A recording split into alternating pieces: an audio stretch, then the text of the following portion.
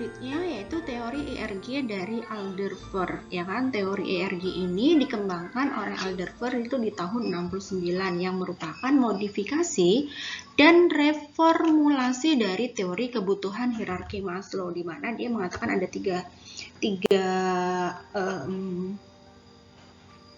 motivasi gitu ya. Yang pertama ada kebutuhan untuk eksistensi, kebutuhan untuk relasi, dan kebutuhan untuk bertumbuh. Di mana eksistensi ini sendiri adalah kebutuhan akan substansi material, keinginan untuk memperoleh makanan, air, perumahan, uang, kendaraan, dan lain-lain gitu ya. Nah, hampir sama sebetulnya dengan teorinya Maslow gitu ya.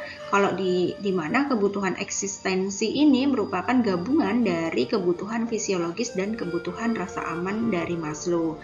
Untuk kebutuhan hubungan dan interaksi ini terdiri dari kebutuhan sosial dan kebutuhan penghargaan eksternal dari Maslow. Sedangkan kebutuhan akan pertumbuhan ini terdiri dari kebutuhan aktualisasi diri dan kebutuhan internal penghargaan yang juga diungkapkan oleh Maslow. Jadi ini memang pengembangan dari teorinya Maslow ya.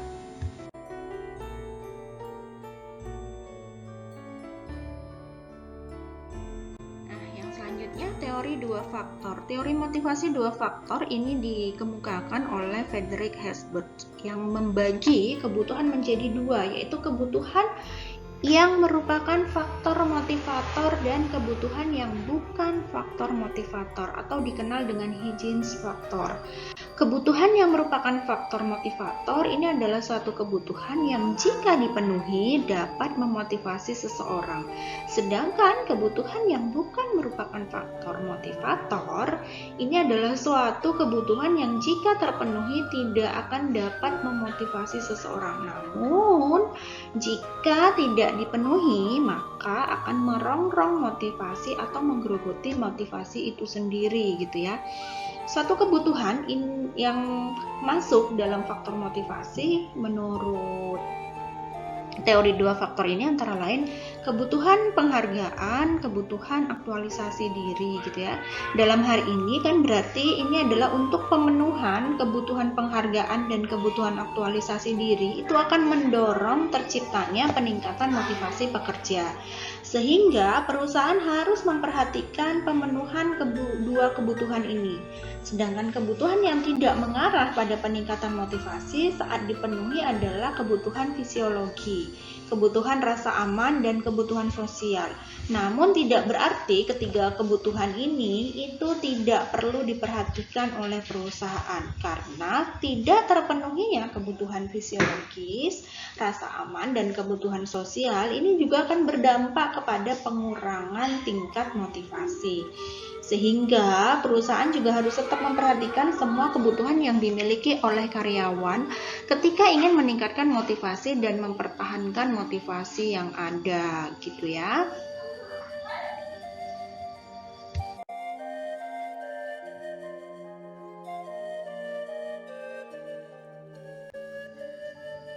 Oke, yang selanjutnya teori kebutuhan dari McClellan ya. Teori motivasi berprestasi sebetulnya dari McClellan ini. Dia membagi kebutuhan itu menjadi 3 kebutuhan untuk berprestasi, di mana itu ada kebutuhan akan kekuasaan dan kebutuhan hubungan juga kebutuhan untuk berprestasi atau pencapaian ya. Nah, sebetulnya gitu ya, dari setiap teori yang sudah kita bahas ini juga memiliki sudut pandang masing-masing yang merupakan juga cerminan dari kondisi yang bermacam-macam. Sehingga perbedaan masing-masing teori bukan berarti menjadikan suatu kelemahan, namun semakin menjadikan teori ini menjadi lengkap dalam menganalisa kebutuhan karyawan ya. Karena kebutuhan akan berprestasi atau pencapaian ini tuh menyatakan bahwa orang itu lebih suka mengejar prestasi daripada mengejar imbalan.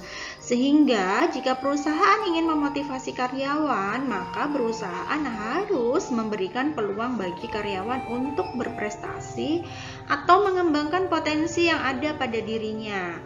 ya kan? Sedangkan yang kebutuhan kedua yaitu teori motivasi berprestasi dari McKellen itu adalah kebutuhan akan kekuasaan, di mana seseorang itu menginginkan untuk bisa mengendalikan orang lain, mempengaruhi orang lain, atau memiliki dampak terhadap orang lain, sehingga perusahaan dapat memenuhi kebutuhan akan kekuasaan ini itu dengan cara misalnya kita mendelegasikan wewenang, ya kan, memberikan tanggung jawab lebih kepada si karyawan.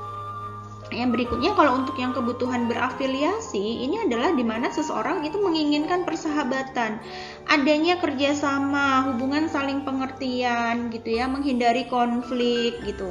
Karena kadang orang bekerja itu kan bukan untuk, ada yang dia untuk mengusir kebosanan, daripada misalnya pandemi kayak gini cuman di kos-kosan aja, mending aku kerja deh gitu ya, biar dapat teman kerja, ada teman bergaul gitu ya, daripada berdiam diri. Nah, kurang lebih seperti itu ya.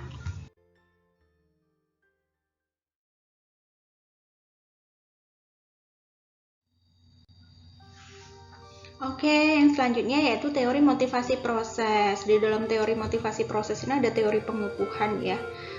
Teori motivasi proses ini sebetulnya lebih menjelaskan tentang bagaimana motivasi itu berlangsung, bagaimana perilaku itu bisa dipertahankan atau bahkan diakhiri gitu ya. Nah, teori pengukuhan sendiri ini itu adalah untuk mempertahankan suatu perilaku positif, itu kita harus melakukan pengukuhan terhadap perilaku yang positif, agar perilaku tersebut diulang di masa yang akan datang. Nah, untuk mengukuhkan perilaku positif ini, kita bisa menggunakan ganjaran yang bisa berupa bonus, insentif, dan lain-lain.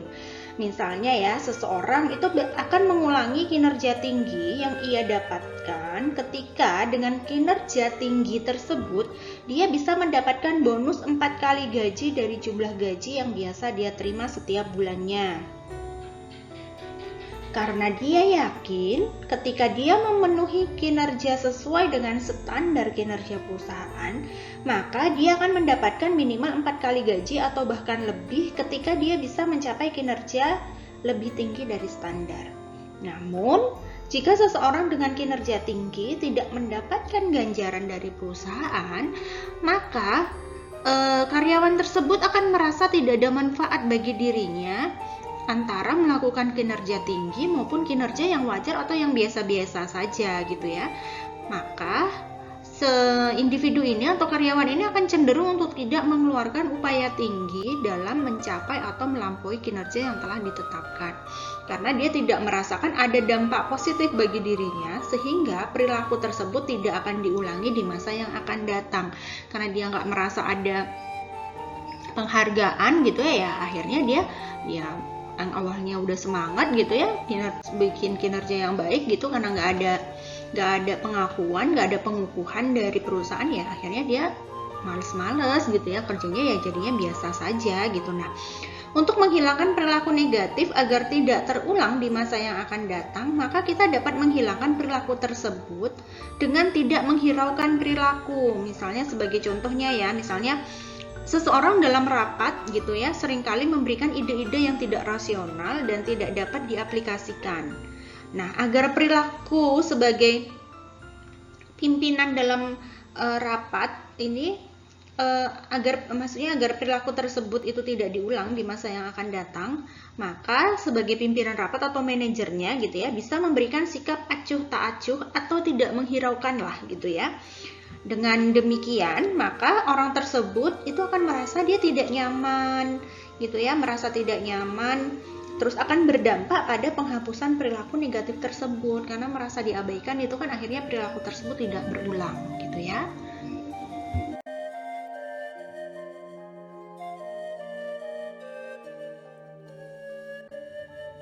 Nah, yang selanjutnya ini adalah teori setting tujuan atau teori penetapan tujuan. Menurut teori ini, penetapan tujuan itu adalah hal yang penting untuk ditetapkan dengan jelas. Ya, meskipun cukup sulit, khusus dan bisa diterima oleh tenaga kerja, gitu ya. Karena penetapan tujuan ini biasanya diharapkan bisa membentuk perilaku yang mengarah pada prestasi kerja, ya kan? Tujuan harus ditetapkan dengan jelas karena tujuan ini menentukan arah yang akan kita tuju. Jika tujuan tidak kita tetapkan dengan jelas, maka kita melangkahnya juga jadi nggak tentu arah gitu ya. Kayak dulu saya sampaikan bahwa kalau memang perusahaan ini arahnya mau ke Surabaya, ya kita tetapkan tujuannya mau ke Surabaya gitu. Tapi kalau nggak punya tujuan kan akhirnya bis ini atau kereta ini ya jalan aja terus berkelana gitu ya, tanpa ada tujuan yang jelas gitu ya. Sehingga tanpa tujuan yang nggak jelas ini bisa membuat karyawannya tuh bingung dan akhirnya ya kinerjanya nggak tercapai gitu ya. Akhirnya ngerjainnya pun jadi males-malesan, nggak ngerti tujuannya apa. Sehingga kalau di teori ini gitu ya, tujuan itu harus ditetapkan dengan cukup sulit bahkan gitu ya. Mengapa tujuan itu ditetapkan dengan sangat sulit? Karena tujuan yang sangat sulit biasanya akan membuat karyawan mempersepsikan ketidakmungkinan tercapainya tujuan. Nah, jika terus dipaksakan akan berdampak pada stres kerja karyawan gitu ya. Yang ini biasanya juga akan mempengaruhi kinerjanya. Sebaliknya, kalau tujuan ditetapkan dengan mudah, ini tidak akan membuat karyawan termotivasi karena cenderung menganggap sepele, santai gitu ya. Tujuannya biasa aja gitu ya. Nah, sehingga tidak mendorong pada pencapaian kinerja. Nah, jadi di sini yang perlu ditekankan adalah tujuan itu harus dapat diterima oleh seluruh karyawan yang ada di dalam perusahaan, karena manajer adalah orang yang melakukan sesuatu melalui orang lain, maka untuk mencapai tujuan yang ditetapkan ini juga memerlukan tindakan dari orang lain, dalam hal ini tenaga kerja. Jika tenaga kerja tidak menyetujui tujuan yang telah ditetapkan, maka perilaku yang dimunculkan oleh tenaga kerja ini tidak akan mengarah pada pencapaian tujuan yang telah ditetapkan. Sehingga tidak mungkin akan menjadi peningkatan kinerja, karena kinerja yang baik itu salah satu indikatornya kan adalah pencapaian tujuan yang sudah ditetapkan.